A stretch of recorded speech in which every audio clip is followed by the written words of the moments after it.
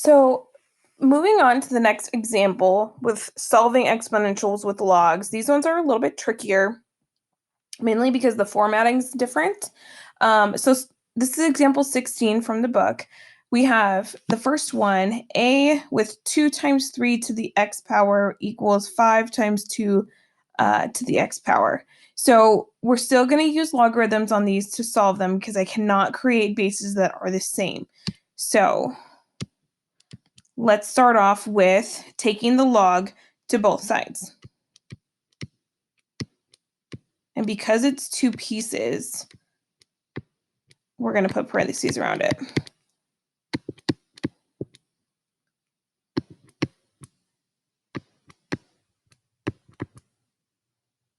Like so. Okay. And because it's two pieces, I have to be able to get the x's on the same side together. Right now, I have a power of x embedded inside of a log. So I have to separate those out so I can move all the x's to one side and all the numerical values to the other side. So because there's a time sign here, I'm going to use the log rules to break them apart. So given that 2 times 3 to the x power is in my log, I'm going to change that to an addition sign to break them apart. So log of 2 plus log 3 to the x. So before we did this, we did condensing logs together. Now we're just expanding them out. That way, I know that this first part is just a number and my variable is in the second part. Same thing over here, log 5 plus log 2 to the x power. Okay. Before I go moving stuff around, I'm going to go ahead and drop these x powers to the front using my log rules.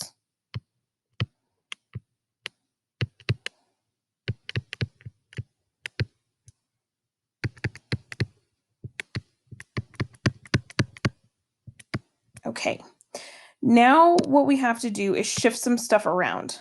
So anything with an x, I'm going to put on the left side. Anything with no x's, it's going to go on the right. So this log has got to go to the other side. So that's gone.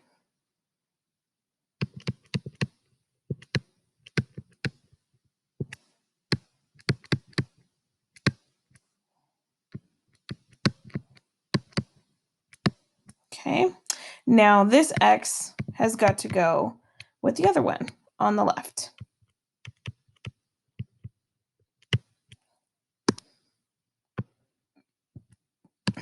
So that one's gone.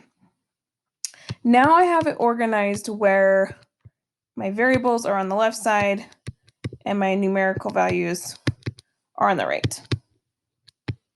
Log 5 minus log 2 is just a number. We just haven't calculated it yet. So I have one more step here. So in order to get this x and this x together, what we're going to do is we are going to factor it out of both the log 3 and log 2. So I'm going to pull it out front and leaving behind the log 3 and the log 2.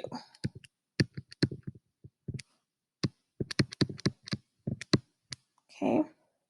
And then simply my next step would be to divide by the log 3 and the log 2 to get x by itself.